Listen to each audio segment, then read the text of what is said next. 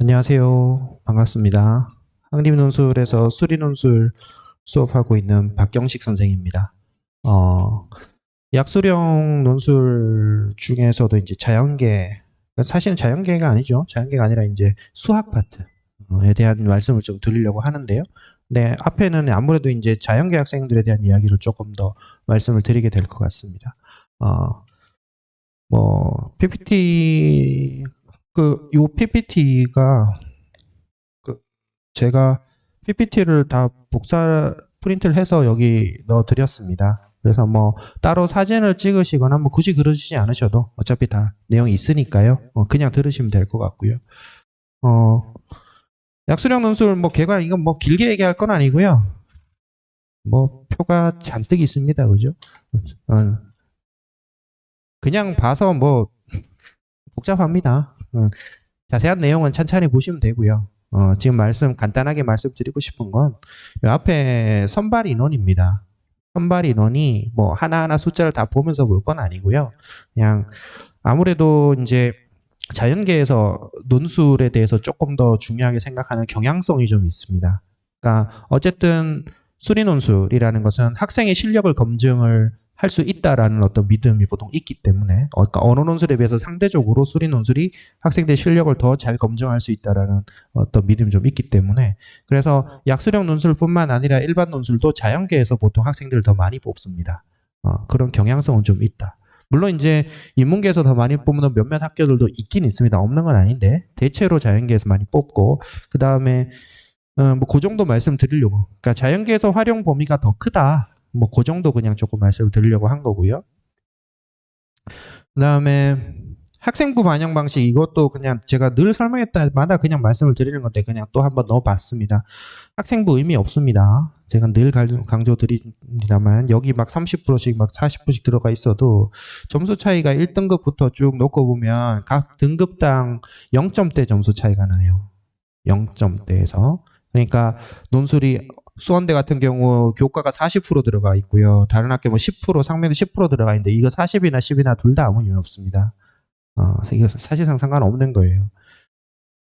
3등급, 풀 3등급 수원대 39점인데 풀 5등급 38점입니다. 그러니까 두 개 등급 차이가 나야 1점 차이가 나요. 이거는 한 문제 부분 점수 안에서 해결이 되는 거고요. 어차피 여기 지원하는 학생들의 내신 차이 별로 안 납니다. 어차피 지원하는 학생들 내신 대체적으로 3등급대, 3등급 중후반 정도부터 해서 많아봐야 5등급 5.5, 6 이런 정도 될 텐데 최대로 나봐야 두 개 등급 차이예요.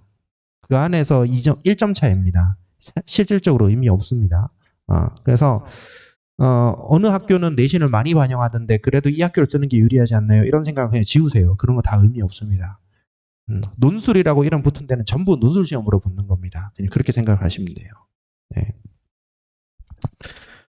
그 다음에 문항수입니다. 요거는 여기에도 들어가 있지만 원래 여기 저희 백서, 그러니까 여기는 논술 전형을 실시하는 대부분의 대학들이 다 들어가 있는데 거기 안에 들어가 있는 내용을 일부 발췌한 겁니다. 발췌한 건데 여기서 보실 거는 이제 일단 최저예요. 그러니까 최저가 없는 학교들이 많다라는 거. 그러니까 최저 있는 학교가 몇 개 안 된다는 거예요. 약수령 논술에서. 최저 있는 데가 아천대, 삼육대, 그리고 신한대 요 세 개 있습니다. 근데 신한대가 국수영탐 한 개 5등급입니다. 최저 조건이 한 개 5등급.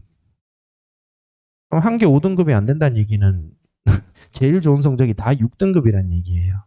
경기권에서 학교를 생각하면 안 되는 성적입니다. 그러니까 실질적으로 최저 없는 거예요, 이거.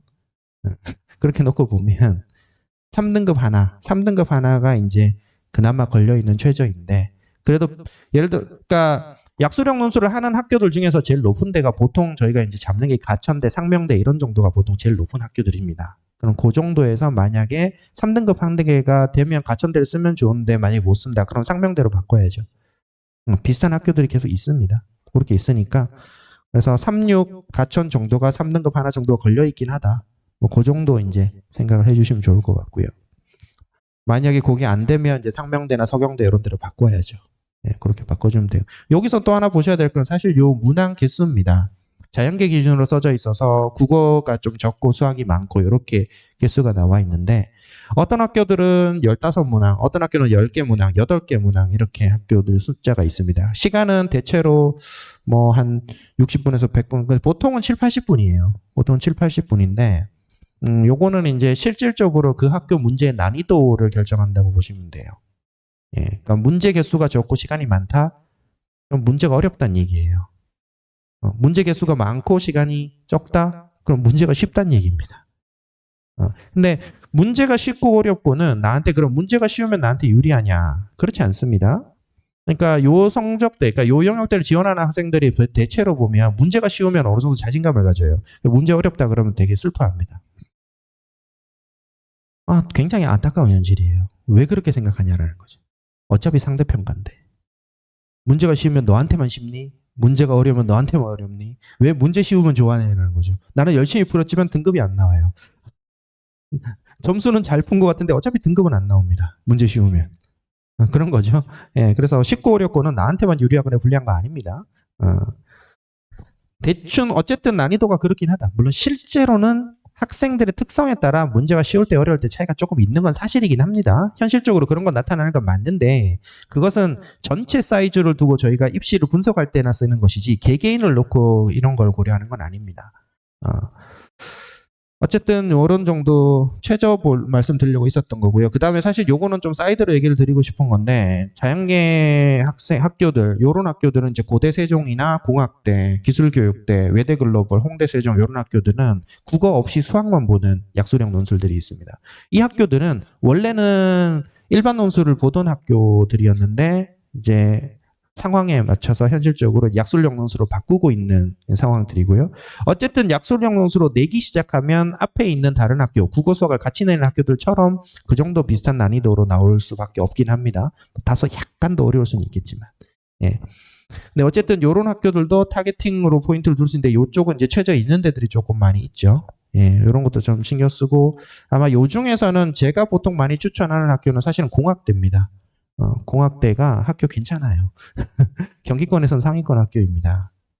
그래서 성적이 조금 이제 경기권을 생각해야 되는 성적이라면 공학대 저는 참 괜찮다고 보고 있습니다. 학교가 계속 레벨이 올라가고 있거든요. 그러니까 기본적으로 이름 자체가 누가 봐도 이과 학교인 경우 레벨은 계속 올라갑니다. 이과 강세라는 게 하루 이틀 만에 끝날 건 아닌 것 같고요.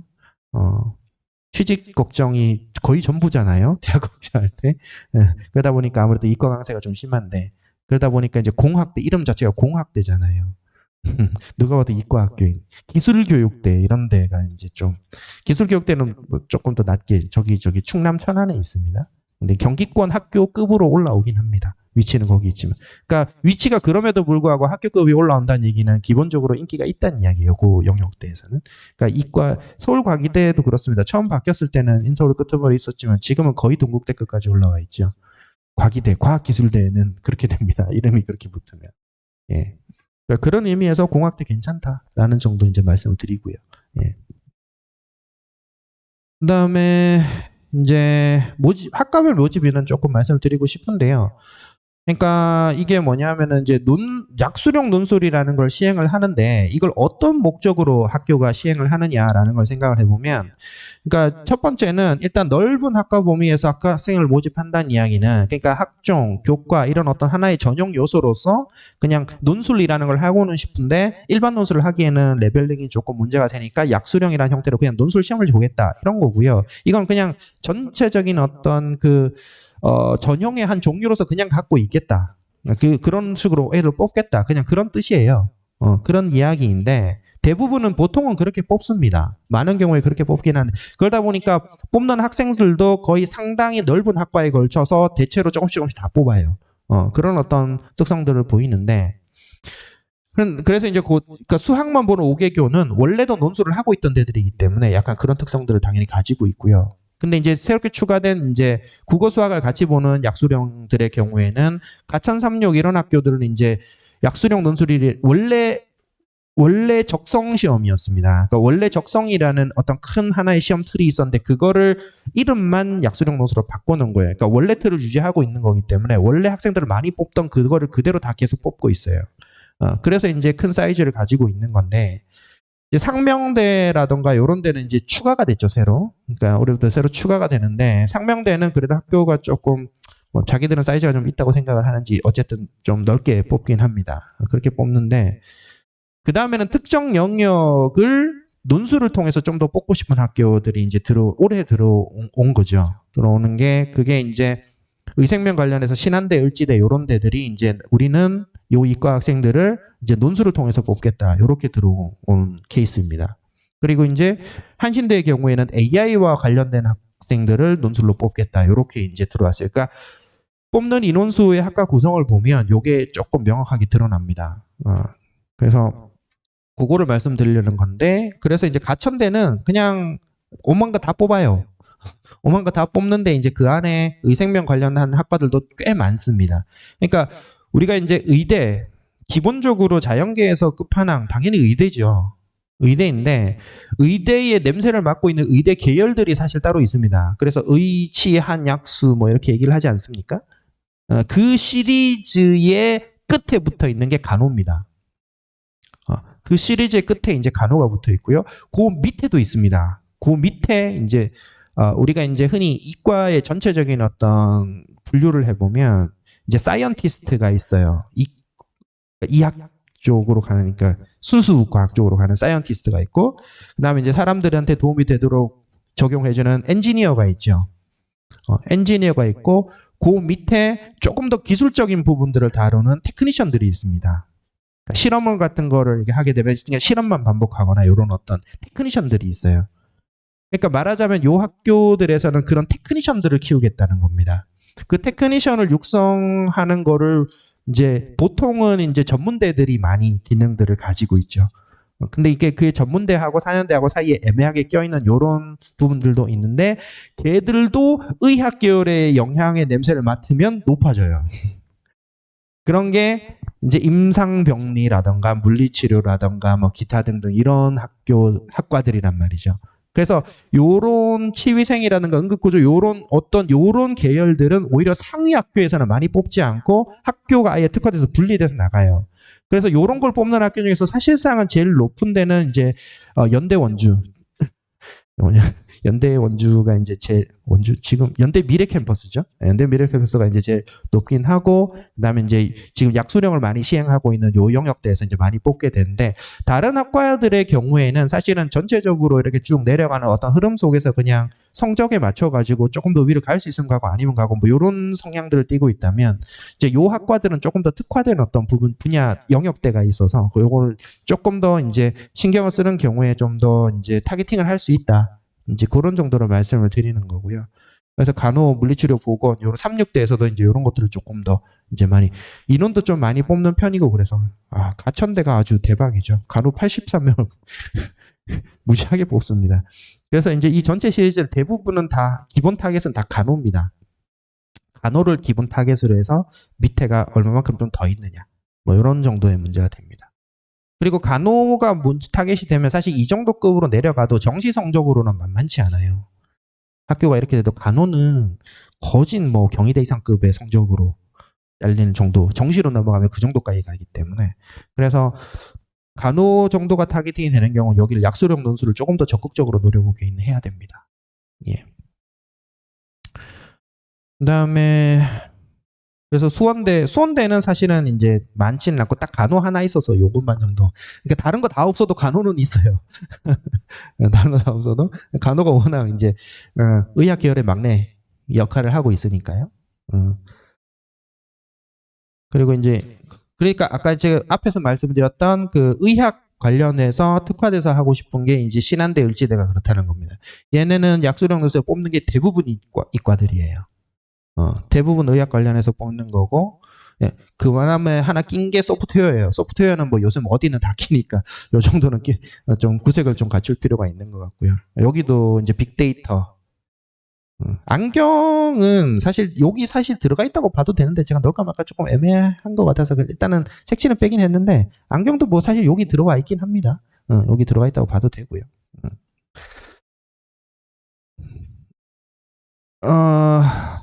사실 뭐 앞에 이야기들은 사실 그렇게까지 아주 중요한 얘기들은 아니었고요. 보다 보면 뭐 적당히 알 수 있는 거 어차피 원서 하다 보면 다 알게 되는 건데 이제 출제 경향이 사실 중요하죠. 어떤 식으로 문제가 나오고 있는지. 그런데 저희가 보통 이제 논술 문제, 일반 논술의 경우에는 출제 경향을 말씀드리려고 하면 학생들도 그렇고 학부모님들도 그렇고 학교별 출제 경향의 차이가 많이 나서 그래서 이 학교를 내가 목표로 하는 학교가 있다면 그 학교 문제만 좀 더 집중적으로 풀어보는 것이 도움이 되지 않는가 이런 거에 대한 질문을 그래서 조금 일찍부터라도 그 학교만 집중적으로 준비하는 게 좋지 않느냐 이런 질문들을 많이 하세요. 많이 하시는데 일반 논술은 물론 그런 경향성이 없잖아 있습니다만 꼭 그렇게 준비하는 건 아니에요. 어쨌든 다 준비해야 됩니다. 다 준비하고 학교 스타일에 맞추는 거는 그렇게 오래 걸리는 작업은 아니에요. 기본 수학 실력과 논술 실력이 없으면은 적응도 잘 못해요. 그런 부분들이 있는데 약수령 논술은 조금 다릅니다. 약수령 논술은 학교별 차이가 없어요. 약수령 논술은 학교별 차이가 없고요. 심지어 수능과의 차이도 없습니다.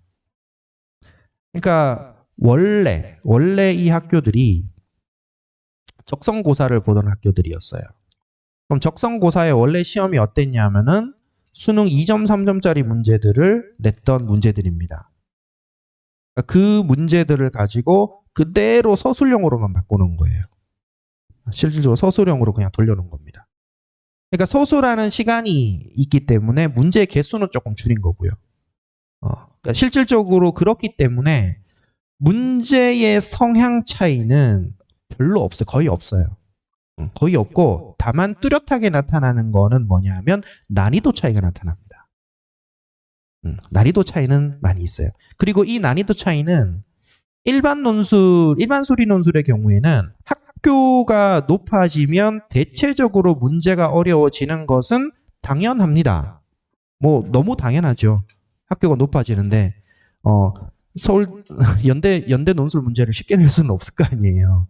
당연히 연대 그렇잖아요. 그건 당연한데 근데 그게 펠같이 따라가진 않습니다. 그러니까 아주 러프하게 어느 정도는 따라갑니다만 예를 들자면 세종대의 수리 논술과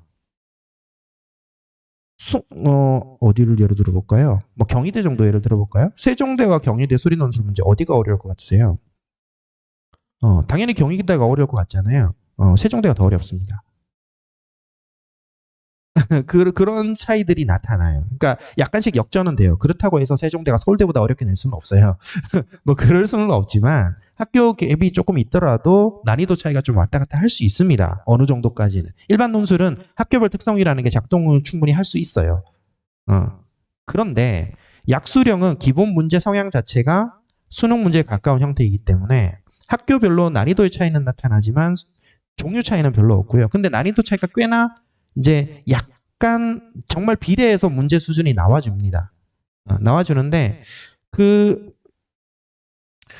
문제를 대충 보면 수능 3점짜리 문제랑 일단 유사해요. 좀 쉽게 나올 때는 2점짜리 정도로도 나오고요. 물론 조금 빡세게 나오면 4점짜리 쉬운 4점짜리까지도 4점을 줄 수도 있다라는 정도까지도 가긴 합니다만 대체로 좀 이렇게 가는데 대학별로 뚜렷한 요인 차이는 없고 난이도 차이는 있습니다. 근데 이 난이도 차이가 아까 보여드렸던 이 표를 다시 한번 보시면 여기 문항 개수 있잖아요. 문항의 개수가 적은 게 당연히 문제를 어렵게 내는 겁니다. 그래서 실질적으로 여태까지 나오던 학교 중에서 문제를 제일 어렵게 내는 데는 서경대입니다. 서경대 80분, 8문항 100분이에요. 8문항이 100분이라는 얘기는 그만큼 문제를 어렵게 낸다는 이야기입니다.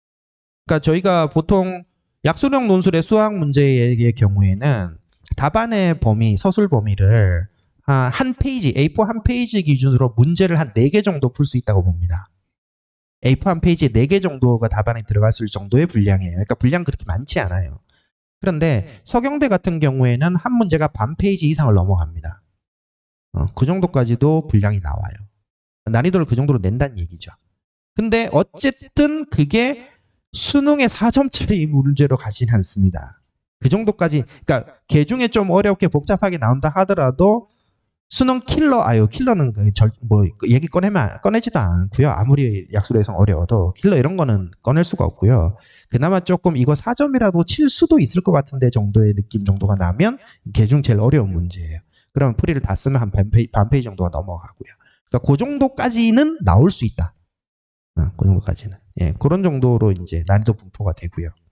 그러니까 상대적으로 쉬운 데가 이제 수원대 이런 데들은 꽤나 쉽게 나오죠. 15개 나오면서 80분 이렇게 주면 좀 쉽게 나오는 편입니다. 근데 상명대나 이런 데는 올해 이제 처음 신설이기 때문에 문제의 난이도가 정확하게 예측은 안 돼요. 그렇지만 시간과 문항 개수를 놓고 보면 얼추 비례를 놓고 보면 상명대 아마 가천대랑 얼추 비슷한 정도로 나오지 않을까 싶습니다. 느낌상 그런 정도. 어쨌든 뭐 난이도에 대해서 너무 많이 신경 쓸 필요는 없는데 그 다음 포인트는 사실 이건데, 자, 가천대 문제가 이런 문제가 있습니다. 뭐 제가 여기서 문제 풀면서 수업할 건 아니고요. 그냥 이런 문제가 하나 있습니다. 그러니까 길이를 보세요. 2줄이 안 됩니다. 그냥 짧은 문제라는 얘기예요. 짧은 문제. 그러면 여기에서 이제 이건 학교에서 발표한 문항 해설입니다. 그러니까 위에가 해설이에요. 그러니까 풀이 예시답안. 그다음 밑에는 평가 기준이고요. 이렇게 돼 있는 건데 해설이 하나, 둘, 셋, 넷, 5줄 정도가 돼요. 물론 한 줄이 꽉 찬 건 아니고요. 그러니까 대충 풀이 사이즈가 요 정도 사이즈에서 나온다는 겁니다. 그러니까 요 정도 사이즈에서 나오니까 이걸 A4 용지 기준으로 쓰면 한 4개 정도까지도 들어가요. 그러니까 일반적으로 약수력 논술이 이런 정도의 어떤 풀이 사이즈를 가지고 있다. 그러니까 일반 논술의 경우에는 이게 한 페이지 정도가 풀이가 다 들어오거든요. 예, 그러니까 그 정도에서 좀 작은 사이즈를 가지고 있다. 이렇게 보시면 될 텐데, 요거는 제가 수업을 문제 풀 건 아니지만, 다항함수 fx가 x가 무한대로 갈 때 분수 형태값, x가 0으로 갈 때 분수 형태값, 요런 문제가 요렇게 나와 있거든요. 이렇게 나와 있는데, 그 다음 36대 문제입니다. 다항함수 fx가 x가 무한대로 갈 때 분수 형태, x가 0으로 갈 때 분수 형태 이렇게 되어 있어요. 똑같습니다. 문제가. 숫자만 다르고요. 그러니까 무슨 얘기를 말씀드리려고 하느냐 하면 유사한 형태의 문제의 그룹핑이 어느 정도 됩니다. 약수능 논술 안에서. 어느 정도는 돼요. 물론 모든 문제가 다 그룹핑이 되진 않아요. 그거는 수능의 유형별 학습을 할 때도 마찬가지입니다. 서로 문제 나오면 모든 문제가 다 유형화되진 않아요. 그러니까 유형화되어 있는 전형적인 형태의 문제를 다 풀면 한 65점 정도 나온다고 보통 이야기를 하죠. 그러니까 약수력 논술도 그 정도는 그룹핑이 어느 정도는 됩니다. 그러니까 수능만큼은 안 돼요. 근데 한 절반 가까이는 되는 것 같아요. 어느 정도는 그룹핑이 되고 그러니까 그런 정도는 조금 더 많이 연습을 하는 게 필요하죠. 좀 더 집중적으로 하는 게 필요하고요. 얘도 풀이는 이런 정도 됩니다. 얘는 이제 예시답안과 채점 기준이 같이 들어와 있어서 그런데 한 줄 한 줄이 좀 넓게 써져서 그렇지 분량이 아주 많은 건 아니에요. 앞에랑 비슷합니다. 문제가 거의 똑같기 때문에 풀이량도 사실 거의 똑같은 게 정상입니다. 네, 그런 정도. 36대 요 정도였고요. 그 다음에 서경대 문제인데 서경대 문제는 길이는 비슷한데 식이 조금 달라졌거든요. 근데 기본 원리는 앞에 문제랑 똑같습니다. 그러니까 앞에 문제가 조금 더 변형돼서 응용된 거예요. 그러니까 x가 0으로 갈 때 무한대로 갈 때 분수 형태로 되어 있는 이 문제는 너무나 기본 문제입니다. 원래 2점짜리 문제예요. 이거는 내신에서 하고 온 날 하도 많이 하기 때문에 사실 저런 거는 가지고 특별한 요령을 자체를 수업 자체를 많이 하진 않습니다. 요 앞에 문제의 경우에는. 앞에 문제는 왜냐하면 학생들이 너무 잘해요. 하고 온 날 하던 거거든요. 잘 하는데 근데 요런 정도 되면 이제 조금 더 응용이 된 거죠. 조금 더 똑같은 원리가 가공이 된 거예요. 이런 것들이 이제 소위 응용 문제라고 하죠. 변형 문제. 그리고 보통 이제 약수력 논술에서 많이 지원을 하게 되는 이제 수학 모의고사 기준으로 한 4등급 대 친구들. 물론 한 3등급 대부터 있고 한 5등급 대도 있지만 대충 중간 정도 봤을 때 한 4등급 대 정도가 보통 학생들이 많잖아요. 이 4등급 대 학생들이 가지는 조금 안타깝지만 특징 중에 하나가 응용 문제를 잘 못합니다. 응용 문제를 왜 못할까요? 기본기가 약해서 그래요. 그럼 기본기가 약하다라는 것은 그러면 기본기를 하기 위한 수학은 따로 있냐? 그렇지 않아요. 이게 아니라 이건 사고력의 문제입니다. 그러니까 머리가 나쁘다는 얘기가 아니에요. 머리가 나쁘다는 얘기가 아니라 수학 문제를 공부를 처음 개념을 공부를 하던 시점에서 꼭 이 문제는 이렇게 풀어, 이런 문제는 이렇게 푸는 거야라고 방법을 암기해서 그래요. 그러면 학생들이 어떻게 문제를 푸느냐면 뭔가 문제가 있으면 이런 거는 이렇게 해야 될 것 같은데 이렇게 하던데 그러면서 문제를 풀어요. 이런 거는 이렇게 하던데 이런 거는 이식 써놓고 여기다 넣던데 이렇게 풀어요. 그래서 제가 학생들한테 늘 강조합니다.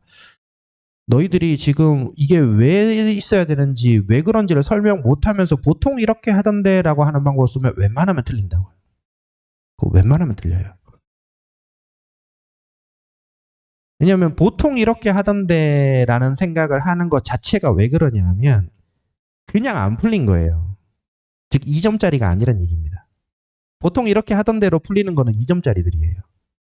2점짜리가 아니고 난이도가 3점짜리가 올라왔는데 보통 이렇게 하던데 설명을 못 하잖아요. 그러면 보통 그 상황에 맞지 않는 다른 식을 적용하고 있을 때들이 많습니다. 그리고 이렇게 하던데라고 하는 순간 문제를 자의적으로 바꿔버린 거예요. 그래서 보통은 그게 답이 아닙니다. 그러면 나중에 실제로 그게 답이 아니면 이제 뭔가 방법, 그러니까 원식은 맞게 가지고 왔는데 적용을 잘못했다 이러면 실수했다라고 얘기를 해요. 다시 풀어보니까 되던데 이런 얘기를 하거든요. 그거는 뭐 저한테 와서 그런 얘기하면 많이 혼납니다. 저는 그런 식으로 얘기를 하면 많이 혼나고요. 하여튼 그래서 기본적으로 문제가 쉽다 하더라도 항상 사고력 중심의 훈련을 해야 소수를 할 수가 있어요. 답을 쓸 수가 있습니다. 그럼 왠지 이렇게 하던데라는 걸로 딱 써놓으면 왜 그런지 설명을 할 수가 없어요. 그러면 어차피 답이 맞다 하더라도 점수를 받을 수가 없습니다. 논술 문제를. 네, 그래서 수업을 할 때는 이게 왜 그러냐라는 거를 굉장히 강조해서 이야기를 하고 그렇다면 이게 왜 이러니까 이런 포인트 놓치면 안 된다. 이런 거 이제 얘기를 하고 답안을 쓸 때는 이런 제한 조건 빼먹으면 안 된다.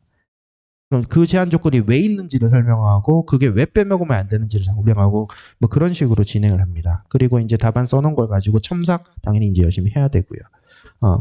근데 이제 기본적으로는 서면 첨삭의 형태로 진행을 하긴 합니다. 근데 이제 뭐 따로 남는 시간에 이제 제가 학원에 있을 때 따로 뭐 써가서 가지고 오겠다. 그래서 와서 첨삭 받겠다. 이런 것들은 제가 얼마든지 학생들한테 계속 가지고 오라고 얘기를 합니다. 뭐 그렇게 따로 가지고 오는 친구들은 따로 첨삭을 해주기도 하고요. 예. 어쨌든 그래서 얘는 성형대 문제인데 그래서 풀이 과정이 이 정도로 거의 한 바닥 가까이 좀 많이 나옵니다. 이게 실제로 타이핑 해놓고 보면 반 페이지를 좀 넘어가요. 그러니까 성형대는 이 정도 사이즈로 문제가 나옵니다. 그런 부분이 있고요. 그래서 어쨌든 사실은 여기서 조금 말씀을 드리고 싶은 포인트 중에 하나는 이런 겁니다. 약수령 논술이라는 그 자체는 사실은 수능 공부랑 원래 같이 가는 겁니다. 그래서 저희가 원래 약수령 논술이라는 것을 우리가 좀 길게 수업을 개설해서 꼭 뭔가를 만들어야 되는 거에 대한 어떤 의문이 계속 있었어요. 계속 있었는데 어차피 이거는 수능하면서 당연히 준비가 같이 돼야 되는 건데 굳이 우리가 논술을 하는 사람들이 이런 걸 꼭 해야 되느냐 그거에 대한 의문이 있었는데 해야 되겠더라고요. 해야 되겠더라고요. 예. 애들이 수능에서 이게 준비가 잘 안 되더라고요. 그게 준비가 잘 됐으면 아마 여기서 또 이게 안 하고 있겠죠. 그래서 제가 학생들한테 결국 제가 애들한테 문제 풀리고 수업하는 내용 자체가 어떻게 보면은 수능 준비에도 더 많은 도움이 되는 것 같아요. 제가 이게 지금 논술을 위해서만 하고 있는 건지 내가 지금 애들한테 수능 잘 치라고 하고 있는 건지 좀 헷갈릴 때들이 있습니다. 그런 부분이 있는데 그래서 어떤 테크닉적인 부분에서 가르치는 걸 제가 원래 그렇게 썩 선호하진 않은 편이었는데 최근에 좀 많이 좀 바뀌고 있습니다. 애들을 비난만 하고 있을 때는 아니구나. 애들이 학습 방식이 자기가 못나서 그런 게 아니거든요. 그러니까 전 세대 자체에서 수능식 학습 방식 자체에 문제가 좀 있는 건데 그거를 애들이 공부 못한다고 탓하고 있을 일은 아니고 그 나라도 애들을 조금 더 효율적인 방식으로 가도록 좀 유도를 좀 하긴 해야 되겠구나. 그런 의미에서 제가 요새는 약수령을 좀 더 신경을 많이 쓰고 있습니다. 제가 해야 될 역할은 이제 그거인 것 같아요. 그래서 네. 예, 어쨌든 뭐 이런 정도로 제가 조금 말씀을 드릴 수 있을 것 같습니다.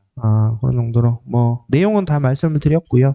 뭐 안내를 간단하게 조금 드리자면 저희가 9월 24일부터 개강인데요. 그때 개강을 하게 되면 동일 시간에 이제 화요일 날 A반, B반 이렇게 세팅이 되어 있는데 A반은 아마 이제 문과 학생들, 그리고 B반은 이과 학생들, 이렇게 아마 문이과가 분리가 될 겁니다. 아무래도 주제에서 약간의 차이가 조금. 사실 수학을 기준으로 봤을 때는 문이과를 나누는 게 크게 그게 중요하진 않은데요. 어차피 뭐 수준 문제라 상관없는데, 국어는 그게 차이가 좀 크더라고요. 나오는 단원이나 이런 게. 어쨌든 그래서 문이과는 구분을 좀 합니다. 뭐 수학도 그게 나쁘진 않아요. 네, 나쁘진 않고 어쨌든 구분을 좀 할 필요는 있는 것 같고요. 뭐 그 정도 일단 안내 좀 드리고 제가 말씀드릴 거는 이 정도로 드리고요. 혹시 뭐 궁금한 게 있으시거나 나중에 또 뭐 이런 거는 뭐 따로 뭐 상담 신청을 하시거나 그런 것들은 뭐 가능하실 겁니다. 예, 이 정도로 하겠습니다. 감사합니다. 네.